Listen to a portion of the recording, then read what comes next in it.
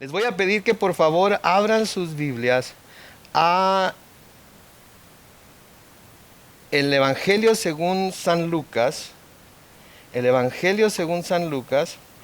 Y vamos a estar viendo diferentes pasajes del Evangelio según San Lucas y de algunos otros evangelios, pero por ahorita abran su Biblia al Evangelio según San Lucas en el capítulo 9. Evangelio según San Lucas en el capítulo 9. Y vamos a hablar una vez más y vamos a poner este estudio en las manos del Señor. Bendito Padre Celestial, bendecimos tu nombre una vez más y al abrir tu palabra, Señor, ¿quién puede ser competente en sí mismo para pensar que la podemos enseñar o para pensar que la podemos entender sin la ayuda de tu Espíritu Santo? Así es que pedimos, Señor, que tu Espíritu Santo, la unción de tu Espíritu esté sobre los labios de tus siervos, sobre los oídos y corazones de los que están escuchando, y que todos podamos ser afectados y transformados por el poder de tu palabra. En el nombre de Cristo Jesús. Amén. Muy bien, hoy es Domingo de Ramos.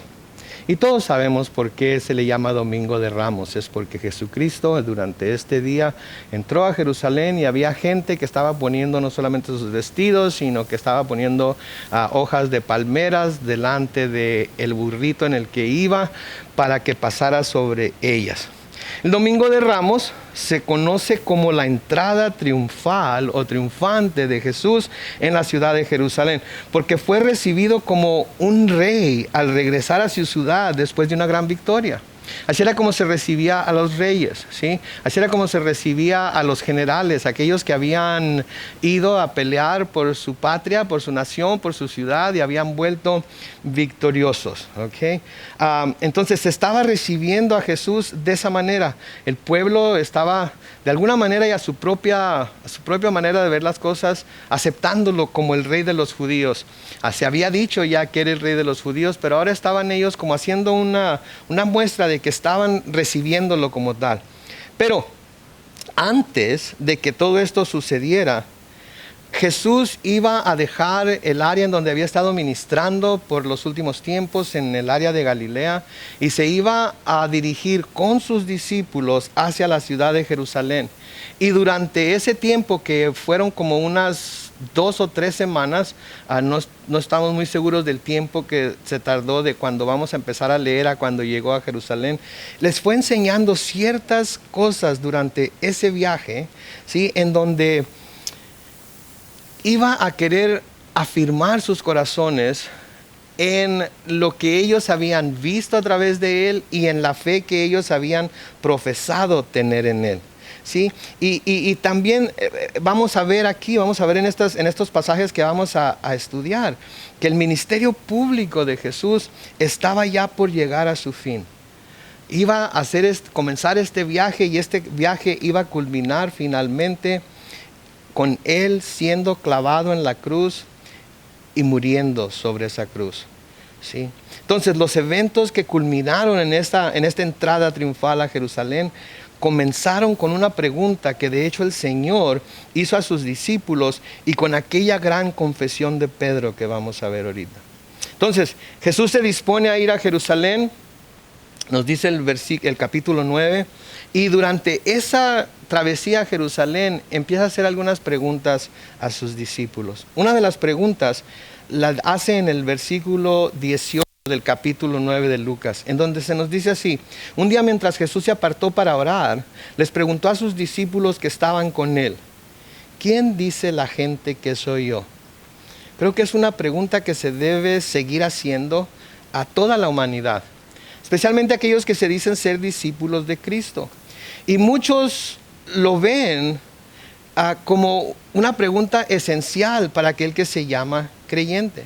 ¿Quién dice la gente que soy yo? ¿Sí? La gente tiene diferentes ideas de quién en realidad fue, o más bien debiéramos decir es Jesucristo, porque Jesucristo fue porque estuvo aquí en la tierra durante su ministerio terrenal, pero es porque una vez que terminó ese ministerio ascendió al cielo, como vamos a ver en nuestro estudio del domingo de resurrección. Entonces la gente tiene diferentes ideas de quién en realidad fue o es Jesucristo, y muchos lo ven de la misma manera que la gente lo veía en aquellos días. Porque escuchen lo que le dicen sus discípulos al responder a esta pregunta en el versículo 19. Ellos respondieron, unos dicen que eres Juan el Bautista, que si se acuerdan Herodes había decapitado a Juan el Bautista. Otros que Elías fue uno de los grandes profetas, si no el más grande profeta que los judíos tuvieron. Otros más que eres alguno de los antiguos profetas que ha resucitado. Noten, le están dando atributos, le están dando nombres y le están dando descripciones de pura gente poderosa delante de Dios. De gente que había manifestado el poder de Dios a través de sus vidas, a través de sus ministerios, y lo estaban uniendo a todas esas personas que no tienen nada de malo. De hecho, en sus ojos habría sido algo bueno. De la misma manera en nuestros días, la gente ve en Jesús a un gran maestro, a un gran profeta, a un hacedor de milagros, a alguien que sanó a mucha gente enferma y que dio de comer a los pobres, a alguien que predicaba acerca de la paz y el amor, de vivir en armonía los unos con los otros. Y todo eso no tiene nada de malo, todo eso es verdad. Pero Jesús fue en aquel entonces y es mucho más que eso. Sí, y al final del día, la verdad de las cosas es que lo que la gente piense o diga acerca de quién es Jesús, en realidad, escuchen esto, no importa. No importa, ¿sí? Lo que importa es la siguiente pregunta que Jesús hace a sus discípulos. Noten en el versículo 20, entonces Jesús les preguntó, ¿y ustedes quién dicen que soy? Sí, porque esa es la pregunta que nosotros debemos enfrentar el día de hoy. Estamos celebrando el Domingo de Ramos, estamos celebrando esa entrada triunfal o triunfante en Jerusalén, y nosotros decimos o creemos o hemos dicho creer que Jesús es el Cristo, el Hijo del Dios vivo, pero es un buen tiempo para examinar en realidad en qué posición tenemos a Jesucristo en nuestras vidas, ¿sí? ¿Y ustedes quién dicen que soy? ¿Sí? Noten la respuesta de Pedro en el mismo versículo 20. Pedro le respondió, tú eres el Cristo de Dios, que quiere decir el ungido de Dios, que quiere decir aquel que Dios ungió para venir a hacer las obras que estás haciendo y lo que todavía falta por hacer. Porque ante los ojos de los discípulos y ante los ojos del pueblo, Jesús todavía no había terminado su obra. Para ellos la obra de Jesucristo iba a terminar con la liberación del pueblo judío de la opresión romana, quitando el yugo de los romanos del cuello del pueblo judío y haciéndolo la nación que había sido bajo David, bajo Salomón, etcétera, etcétera, en sus días de gloria. ¿Sí? Entonces, Pedro reconoció, tú eres el Cristo de Dios. En Mateo se nos agrega el escritor, el Hijo del Dios viviente. Ahora la pregunta para nosotros es, ¿podemos hoy decir confiadamente como Pedro que para nosotros Jesús es el Cristo, es el ungido de Dios, es el Hijo del Dios viviente? Tenemos esa seguridad en nuestros corazones como creyentes de que esto es la realidad. Hemos creído a Dios en su palabra, en lo que nos ha dicho, de que Jesucristo fue su Hijo o es su Hijo y que fue ungido por Él para hacer todas las cosas que la palabra de Dios nos dice que Jesucristo fue ungido para hacer. Y es importante que tengamos una visión clara de quién es Jesucristo para nosotros, porque es nuestra confianza en esta verdad de si es el Cristo de Dios, de si es el Hijo del Dios viviente, la que va a determinar nuestro destino eterno. Va a determinar nuestro destino eterno. Y también va a ser lo que nos va a ayudar, ¿sí?, en los retos y aflicciones y luchas que vamos a enfrentar en nuestro peregrinar por esta vida. Ahorita todo mundo, no nada más nosotros, no nada más los cristianos, todo mundo está pasando por esta pandemia, así se llama, ¿verdad? Pandemia del coronavirus o del COVID-19. No hay una sola persona que no esté siendo afectado por ello de una manera o de otra. ¿Sí? Hay mucha gente que ha perdido su trabajo. Creo que la última cifra que escuché fueron 6.6 millones de personas han puesto un reclamo para recibir beneficios de desempleo. Ha habido muchísimas muertes por esta pandemia del coronavirus. ¿Sí? Y muchas de las personas que están pasando por estas cosas son personas cristianas, son personas que dicen creer que Jesús es el Mesías, el Hijo del Dios viviente. Y hay muchas otras que no. Y estoy seguro que las reacciones de las unas y de las otras son muy diferentes. Los que no conocen a Jesús, los que no tienen a Jesús como su Señor y Salvador, que no lo han reconocido como el Mesías de Dios, como el Hijo del Dios viviente, ven las cosas de una manera muy distinta, como la ven aquellos que sí lo reconocen como el Mesías de Dios y el Hijo del Dios viviente. Porque los que no lo reconocen no tienen la misma esperanza que los que sí lo reconocen. Entonces, aunque todos estamos pasando por lo mismo, estamos siendo afectados por lo mismo, no vemos la situación de la misma manera que los incrédulos lo ven. ¿Sí? La pandemia, de nuevo, la falta de trabajo, la muerte de seres queridos. Si lo que creemos acerca de quién Jesucristo es nos va a ayudar a pasar por todas estas cosas que a menudo pueden ser muy abrumadoras. Yo no sé ustedes, pero para mí a veces esto es abrumador. Tener que estar en casa todo ese tiempo con mis 2 hijos, todo ese tiempo, no buscando, pero encontrando diferentes cosas que nos hacen de alguna manera estar incómodos el uno con el otro y tener que hacer un llamado y hacer uso de ese espíritu de dominio propio que se dice en las Escrituras que tenemos. ¿Sí? Es abrumador a veces. ¿Sí? Pero la palabra de Dios nos dice que aquellos que creen que Jesús es el Hijo de Dios, ¿sí? Tienen el poder, tienen la habilidad para vencer el mundo. Lo acabamos de estudiar en nuestro estudio de Primera de Juan, porque en Primera de Juan capítulo 5, los versículos 4 y 5, noten lo que dice Juan: porque todo el que ha nacido de Dios vence al mundo. Y esta es la victoria que ha vencido al mundo, nuestra fe, dice el versículo 4. Versículo 5 dice: ¿quién es el que vence al mundo? Sino el que cree que Jesús es el Hijo de Dios. Entonces, ¿creemos lo que las Escrituras nos dicen? Estamos seguros, como Pedro estaba seguro, como Pedro, estamos listos para proclamar, como Pedro proclamó, a reconocer, como Pedro reconoció que Jesús era el Cristo de Dios, el Hijo de Dios. Porque esa fe en que Jesús es quien dijo ser, es la que nos va a ayudar en tiempos como este. Y vamos a salir de esta situación en la que estamos ahorita, y del otro lado vamos a salir de este túnel en el cual se dice que ya se ve la luz al final del túnel, y vamos a estar agradecidos con nuestro Señor porque nos ayudó a atravesarlo a pesar de que decía que no lo íbamos a hacer, ¿verdad? Pero de nuevo, nuestra respuesta a esta pregunta también es lo que nos da la victoria sobre la muerte. ¿Cómo respondemos a esta pregunta? Nos va a ayudar a tener victoria sobre la muerte, porque solamente en Él, como vamos a ver también el domingo de resurrección, que se puede tener victoria sobre el más grande enemigo que el hombre tiene, que es la muerte. ¿Se acuerdan en el capítulo 11 de Juan, cuando murió Lázaro, un muy buen amigo de Jesús? Y cuando Jesús va a Betania a visitarlo, y cuando Jesús llega a la aldea y lo ven las hermanas de Lázaro, Marta y María. Y tanto la una como la otra fueron y le dijeron: Señor, si hubieras estado aquí, mi hermano no hubiera muerto. ¿Sí?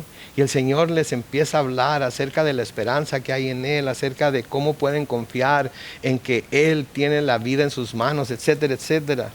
Y Jesús les dice en Juan 11, el versículo 25, ¿sí? Le dice a María ahí: yo soy la resurrección y la vida. El que cree en mí, aunque esté muerto, vivirá. Y todo aquel que vive y cree en mí no morirá eternamente. Y luego le dice: ¿crees esto? Y le dijo: sí, Señor, yo he creído que tú eres el Cristo, el Hijo de Dios, que ha venido al mundo. Entonces, el hecho de que María le dijera: sí, Señor, yo creo que tú eres el Cristo, el Hijo de Dios que ha venido al mundo, quería entonces eso decir que María estaba segura de que su hermano Lázaro iba a resucitar. Su hermano Lázaro no iba a ser detenido por la muerte, porque iba a llegar el día en que iba a resucitar. Inclusive le dijo al Señor: sí, Señor, yo sé que va a resucitar en el último día. Sí, pero el Señor le dice: no, yo soy yo soy la resurrección y la vida ya ahorita. Lo que quiere decir que nuestros seres queridos que mueren no mueren. El cuerpo deja de tener alma, sí, pero ellos se van al cielo a estar con el Señor eternamente. Y esa es la esperanza que tenemos en Cristo. Ahora, noten cómo la respuesta de Pedro Sí, pone un énfasis muy fuerte en el papel del ungido de Dios, que traería como aquel que traería una nueva era para el pueblo judío, en la que serían liberados de la opresión romana. Porque eso era lo que el pueblo judío estaba esperando del Mesías, eso era lo que el pueblo judío estaba esperando que el Mesías hiciera. Esas eran las expectativas que el pueblo judío tenía de Jesús, de aquel que sería el Mesías. Y cuando lo reconocen, como vamos a ver más adelante, como rey, cuando lo reconocen, se podría pensar de que lo estaban reconociendo como Jesús quería ser reconocido, pero no era así, lo estaban reconociendo como aquel en que estaban poniendo sus esperanzas para que los salvara de Roma. Sin embargo, Jesús estaba a punto de revelarles que la unción de Dios que Él tenía sobre sí mismo acarreaba con ella ciertos elementos de un sufrimiento que ellos no esperaron nunca que el Mesías tuviera que pasar. No esperaron nunca que el Mesías tuviera que pasar por el tipo de sufrimientos que les iba a empezar a declarar más adelante. Noten el versículo 21. El versículo 21. Jesús les mandó que de ninguna manera se lo dijeran a nadie. ¿Por qué? Porque Jesús sabía que lo que sus discípulos y el pueblo esperaba del Mesías era muy diferente a lo que Él había venido a hacer como el ungido de Dios. De nuevo ellos pensaban que los iba a salvar de la opresión romana. Pero ¿se acuerdan lo que le dijo el ángel a María cuando le dijo que lo llamara Jesús? ¿Por qué le dijo que le pusiera Jesús? Le dijo, porque Él va a salvar a su pueblo ¿de qué? ¿De los romanos? No, va a salvar a su pueblo de sus pecados. ¿Sí? Porque esa era la misión de Jesús. Hubiera sido muy fácil salvar al pueblo judío del yugo romano. Lo único que tenía que hacer es pedir una legión de ángeles al Señor, y esa legión de ángeles hubiera acabado no con un ejército romano, sino con 100 ejércitos romanos y más. Pero la misión del Mesías no era salvar únicamente al pueblo de los azotes o de las opresiones o de las dificultades terrenales. Venía a salvarlo de tal forma que un día pudiera estar en el cielo con Él. Los elementos de sufrimiento que el Mesías tendría que soportar no era parte de las expectativas populares. Así que Jesús no podía ser proclamado como Mesías antes de que la verdadera naturaleza de su misión fuera revelada. No podía. Todavía no llegaba su hora, todavía no llegaba el momento en el que pudiera ser proclamado como el Mesías. Por eso les dice, no le vayan a decir a nadie. Y así como la gente de entonces, así como el pueblo judío tenía esta expectativa del Señor, así también hay mucha gente que piensa o que tiene la expectativa de que la vida del cristiano es pura felicidad, prosperidad, sanidad, y que en ella no hay pruebas y aflicciones. Pero déjenme decirles algo. No es la ausencia de estas cosas lo que hace que la vida con Cristo valga la pena, sino el hecho de que Él nos da las fuerzas para soportar estas pruebas y aflicciones. Y después de que nuestra carrera termina, aquí en la tierra tenemos la promesa de vida eterna con Él en su reino celestial. Pablo les escribe a los romanos, en Romanos capítulo 8 y el versículo 18. Pues no tengo dudas, dice Pablo, de que las aflicciones del tiempo presente en nada se comparan con la gloria venidera que habrá de revelarse en nosotros. Noten lo que Pablo dice, no hay duda, no tengo duda, yo no tengo duda en mi corazón de que estas aflicciones que pasamos aquí en la tierra ahorita, en este tiempo presente, no se pueden comparar con la gloria venidera que habrá de revelarse en nosotros. ¿Y por qué se va a revelar esa gloria? Porque creemos que Jesús es el Cristo de Dios, el Hijo del Dios viviente. Y ahí es en donde todo se basa, ahí es en donde todo se hace o se deshace. ¿Quién es Jesús para nosotros? Y luego empieza a decirles, empieza a explicarles lo que va a pasar. Noten el versículo 22. También les dijo, es necesario que el Hijo del Hombre padezca muchas cosas. Sí, noten. Muchas cosas, que sea desechado por los ancianos de Israel. Y al decir los ancianos, no está diciendo los viejitos de Israel. Se supone que los ancianos eran aquellos hombres sabios, muchos de ellos viejitos, muchos de ellos no, ¿sí? Que se suponía que sabían cuál era el papel verdadero del Mesías. Por los principales sacerdotes, que se suponía que eran aquellos que estaban como intermediarios entre Dios y el pueblo y que debían estarlos acercando más y más a Dios. Y por los escribas, que eran aquellos que tenían la tarea de copiar las escrituras para pasarlas de generación en generación, que eran los que las tenían bien estudiadas, bien aprendidas, porque las tuvieron que copiar muchísimas veces. ¿Sí? Y luego noten lo que dice al final del versículo 22, y que muera y resucite al tercer día.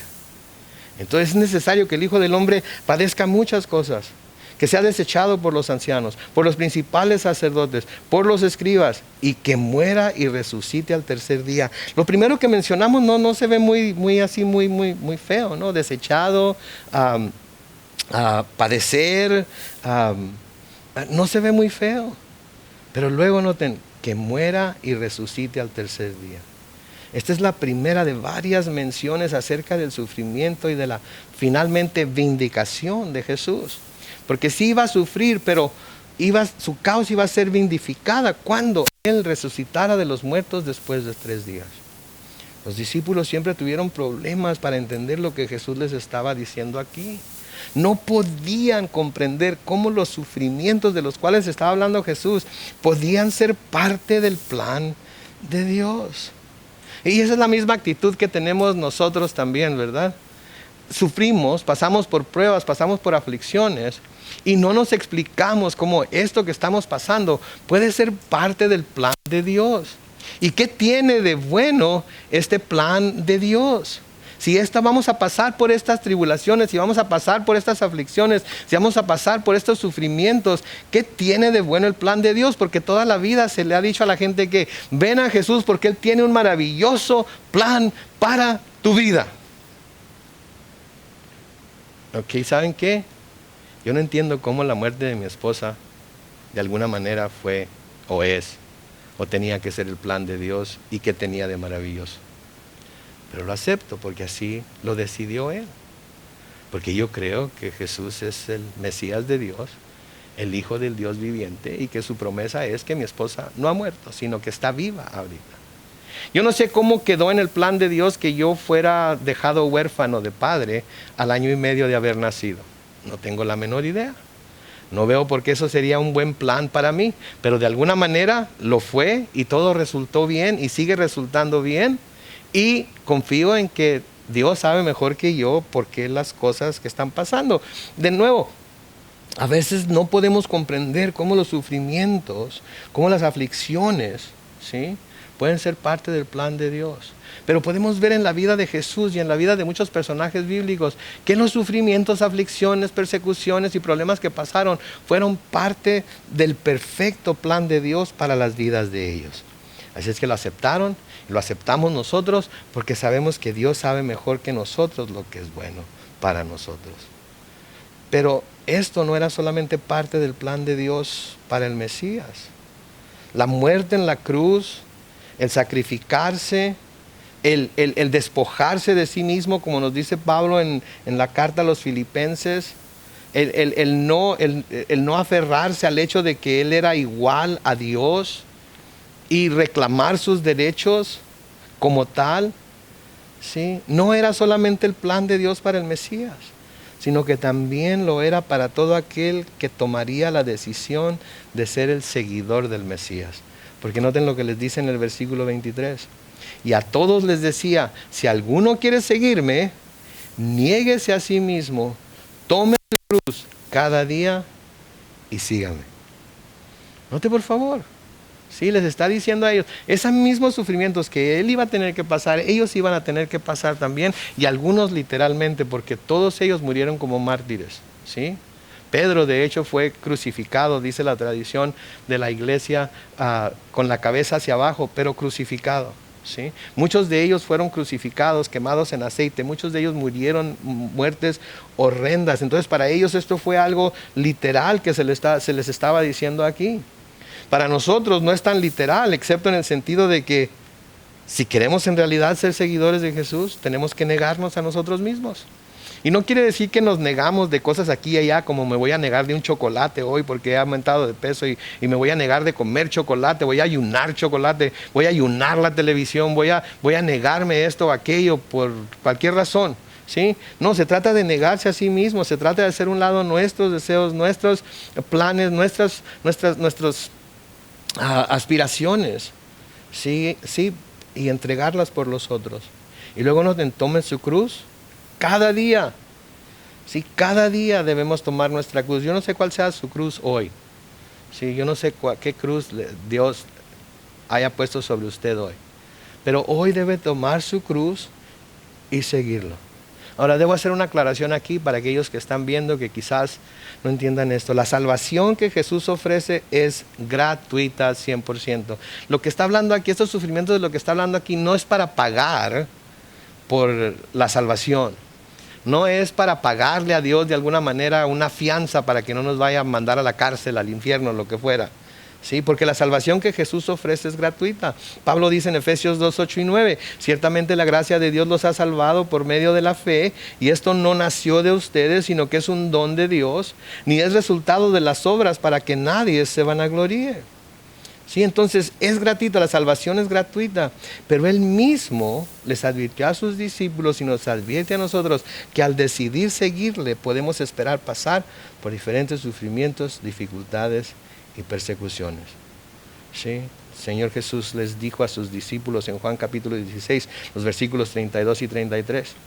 La hora viene y ya ha llegado en que ustedes serán esparcidos cada uno por su lado y me dejarán solo, pero no estoy solo porque el Padre está conmigo.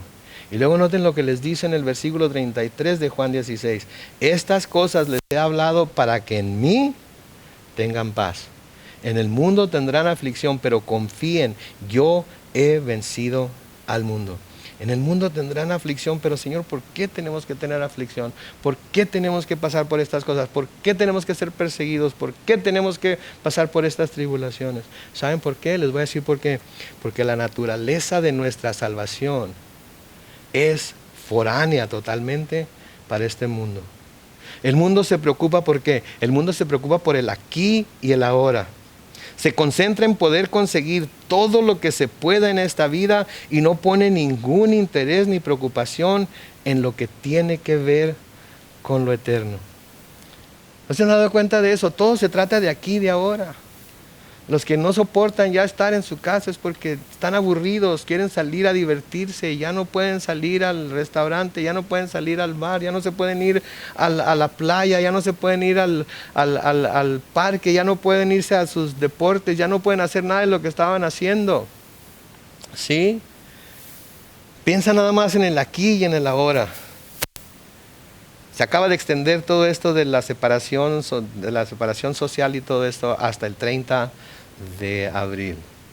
Se ha dicho inclusive que aquí en Chula Vista, si anda uno en la calle, la policía lo puede parar a uno y preguntarle ¿de dónde vienes, a dónde vas? Para saber si el viaje que estamos haciendo es completamente necesario o no. ¿Sí? Y esto lo miré, lo confirmé en las noticias, así es que no se le extrañe que un día lo paren en el camino y le pregunten ¿a dónde vas? Y le preguntan ¿dónde vives? No, pues tal dirección. Ok, estás cerca de ahí, así es que eso es cierto. ¿Y a dónde vas? A comprar leche. ¿Y a cuál tienda vas a comprar leche? Y usted no conoce ninguna de las tiendas que están ahí cerca de su casa porque está acostumbrado a ir al Costco, o está acostumbrado a ir al Vons, o está acostumbrado a ir al Ralph's. Y dice al Ralph's, y el policía le dice, pero si aquí tienes un 7-Eleven a 2 cuadras, ¿por qué no vas ahí mejor? Oh, sí, ¿verdad? Oh, sí, mejor voy ahí. No le extrañe que eso vaya a suceder. ¿Por qué? Porque el mundo está siempre pensando en el aquí y en el ahora y en lo que se puede lograr en este mundo, lo que se puede lograr en esta vida, pero no tiene ninguna preocupación e interés en lo que tiene que ver con lo eterno. Por eso noten lo que les dice a continuación en el versículo 24. Porque todo el que quiera salvar su vida, la perderá. Y todo el que pierda su vida, noten, por mi causa, la salvará. Porque ¿de qué le sirve a uno ganarse todo el mundo si se destruye o se pierde a sí mismo? Noten, si pensamos un poco, no tiene sentido tratar de salvar nuestra vida aquí en la tierra cuando inevitablemente la vamos a perder tarde o temprano si el Señor retrasa su venida. El 100% de las personas que están aquí conmigo ahorita, que somos nada más 5, y el 100% de las personas que me están viendo ahorita, que no tengo la menor idea de cuántas sean, ¿sí? Si el Señor retrasa su venida, ¿saben qué va a pasar? Vamos a tener que morir y pasar de esta vida a la otra vida, ¿sí? ¿Y a dónde vamos a ir cuando muramos? ¿Sí? Si pensamos entonces un poco más en serio, no tiene sentido tratar de salvar nuestra vida aquí en la tierra cuando inevitablemente la vamos a perder tarde o temprano.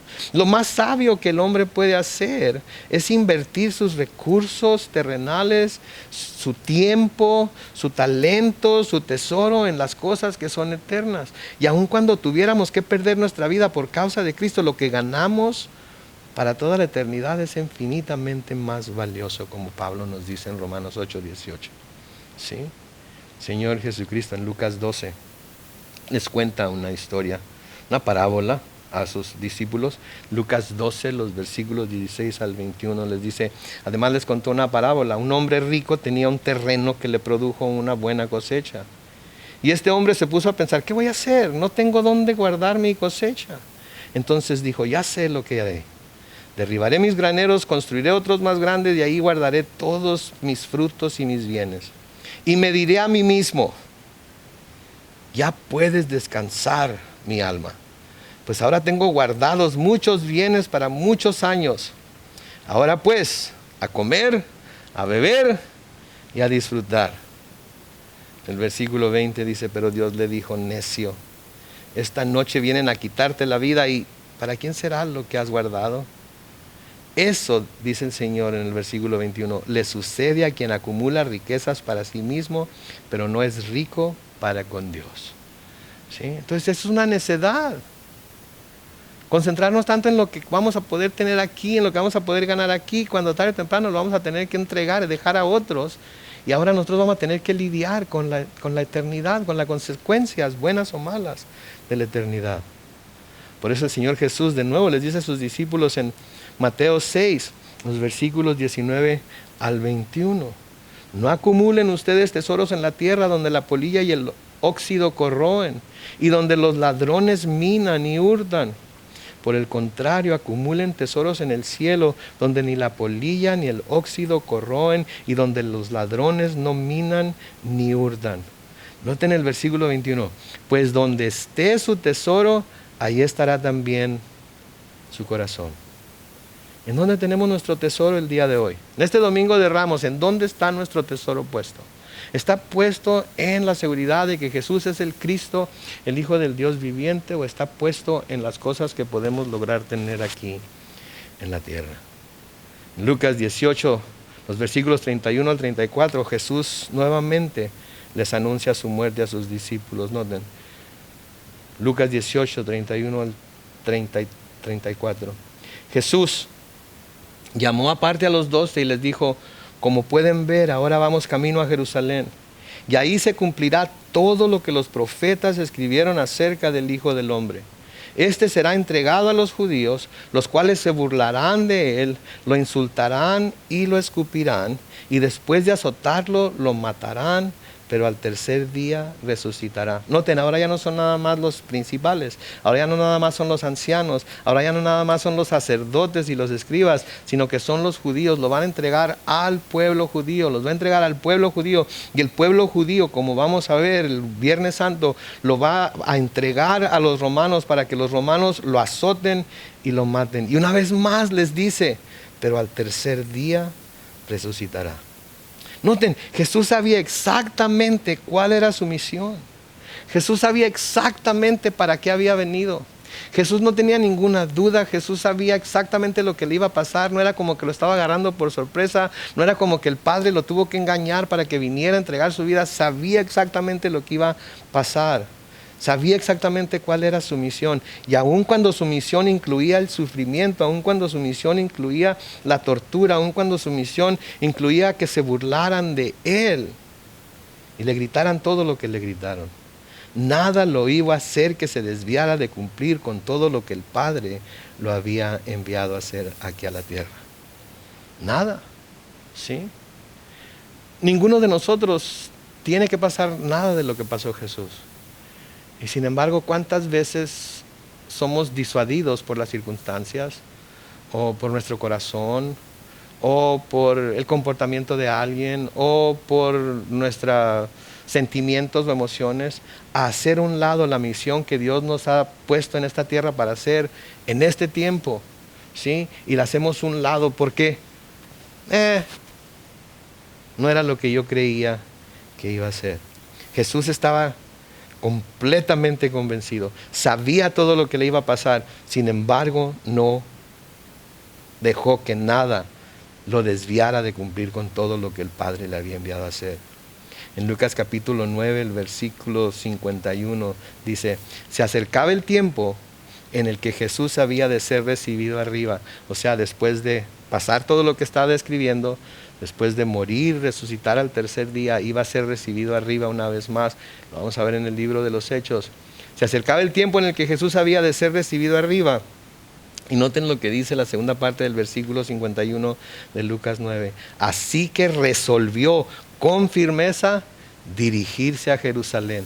Sabía lo que le esperaba en Jerusalén, sabía lo que le iba a pasar y resolvió con firmeza el ir a Jerusalén.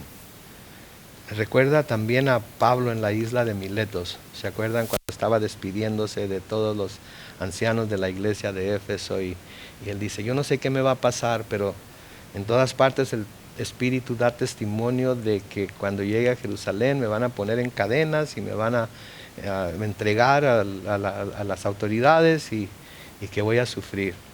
Pero ¿saben qué? Nada de eso me importa. Nada de eso me interesa.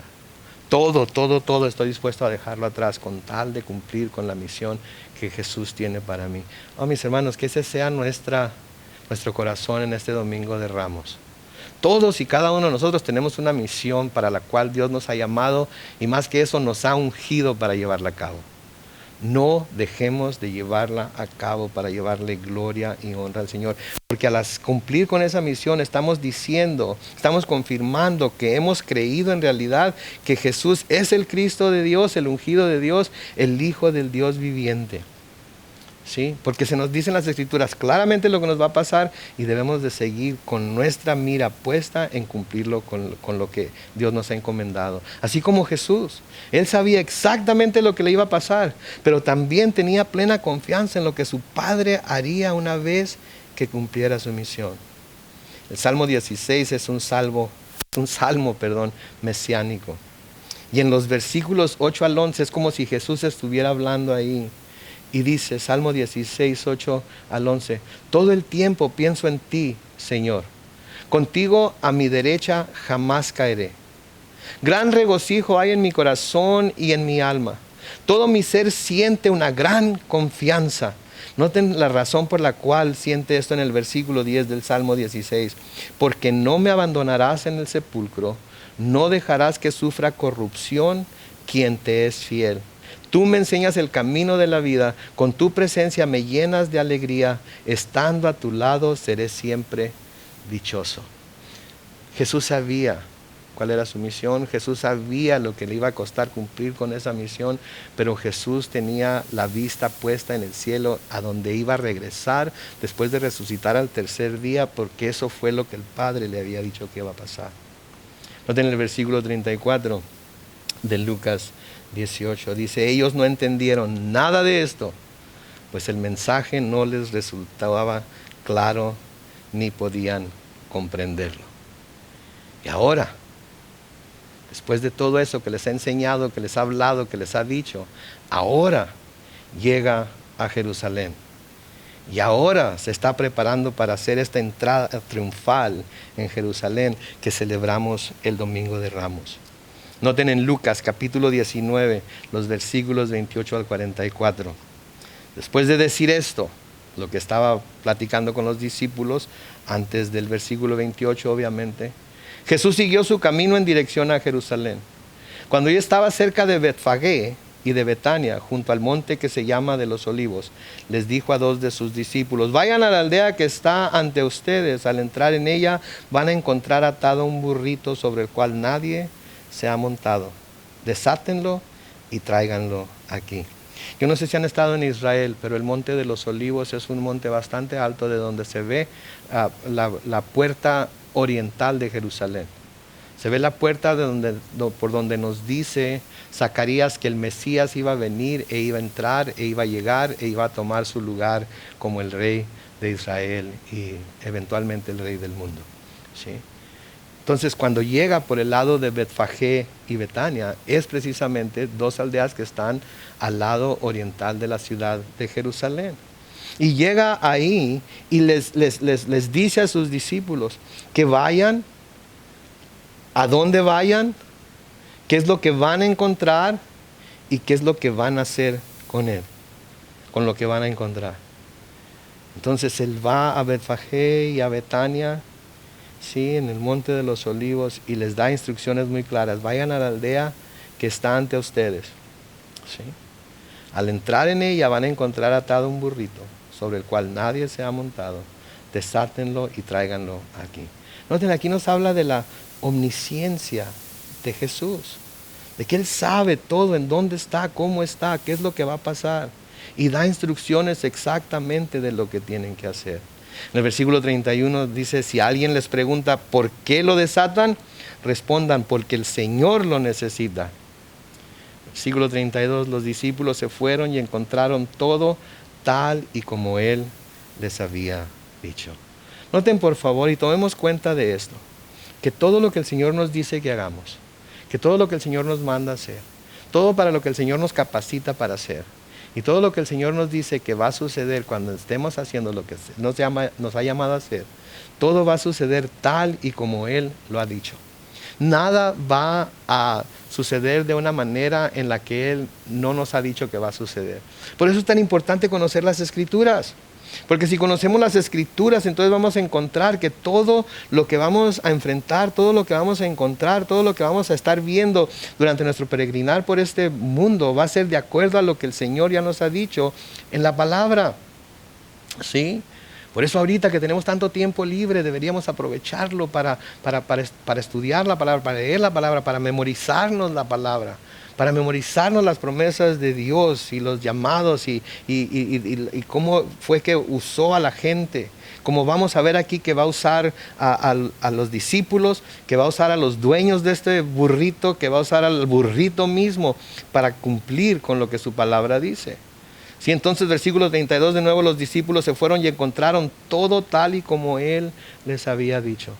Mientras desataban el burrito, sus dueños le dijeron, ¿por qué lo desatan? Que fue exactamente lo que el Señor les dijo. Y ellos obedecieron a lo que el Señor les dijo que tenían que decir. Contestaron, versículo 34, porque el Señor lo necesita. El hecho de que en el versículo 35 diga, luego se lo llevaron a Jesús, quiere decir que los dueños no tuvieron nada que decir. ¿Por qué? Porque el Señor lo necesitaba, tal y como el Señor se los había dicho. ¿Sí? Y qué buen ejemplo también para nosotros de los dueños del burrito. ¿Sí? Porque cuando le dijeron el Señor lo necesita, estuvieron dispuestos a cederlo. No se pelearon con ellos, no, pero ¿quién es el Señor? ¿Y para qué lo quiere el Señor? ¿Y cómo sabemos que nos lo van a devolver?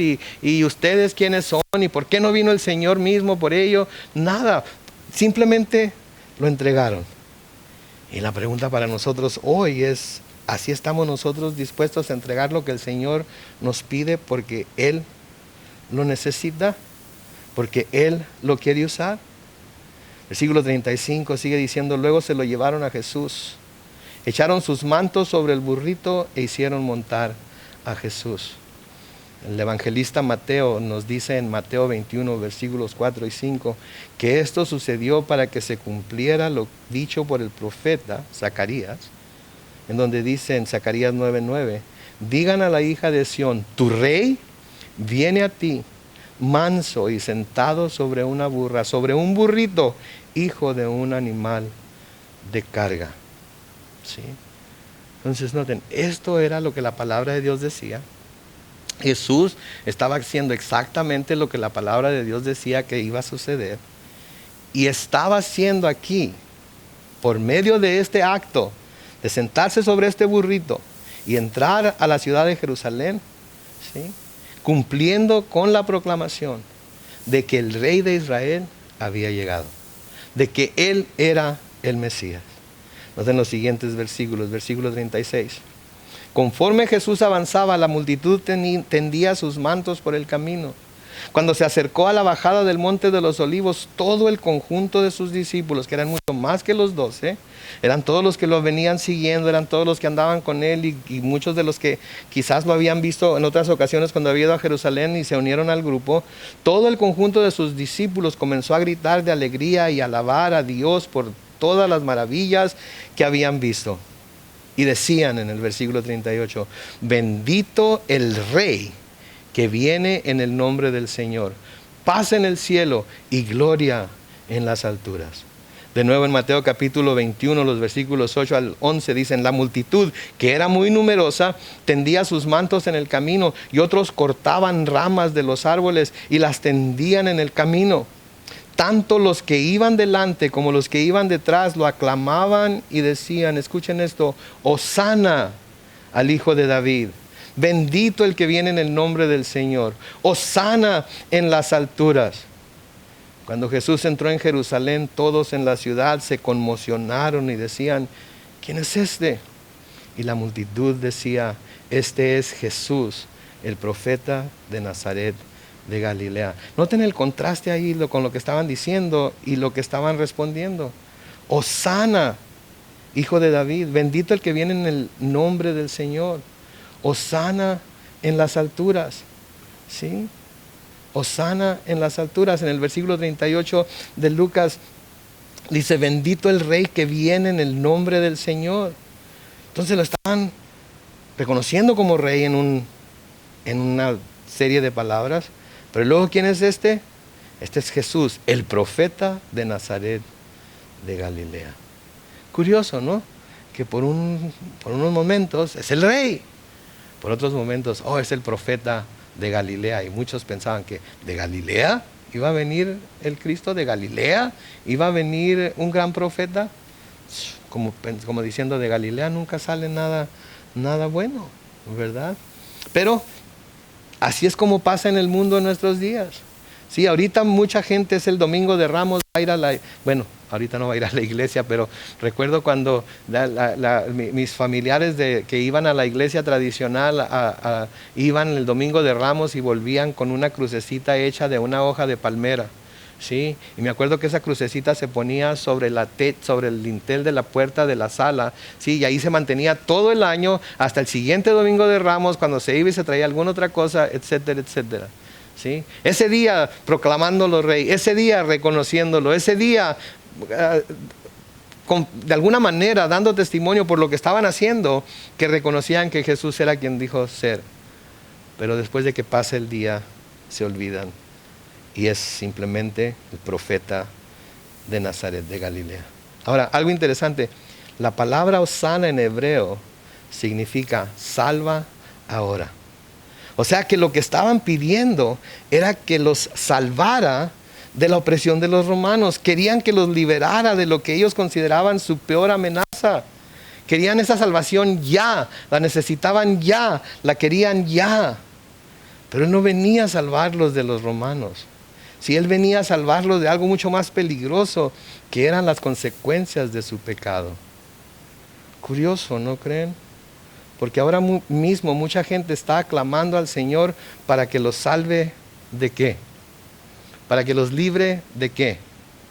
Para que los proteja ¿de qué? Del coronavirus. Esa es la mayor amenaza del mundo ahorita, esa es la mayor preocupación que el mundo tiene. Todo el mundo está preocupado por no ser contaminado. Las tiendas tienen tape cada 6 pies para que no nos acerquemos los unos a los otros. La gente trae máscaras, ya está, es un mandato ya que la gente que trabaja con el público tiene que traer máscaras y guantes. Y nosotros también ya empezamos a ponernos máscaras y guantes para salir de la casa, porque todo el mundo está preocupado por no ser contaminado con el coronavirus.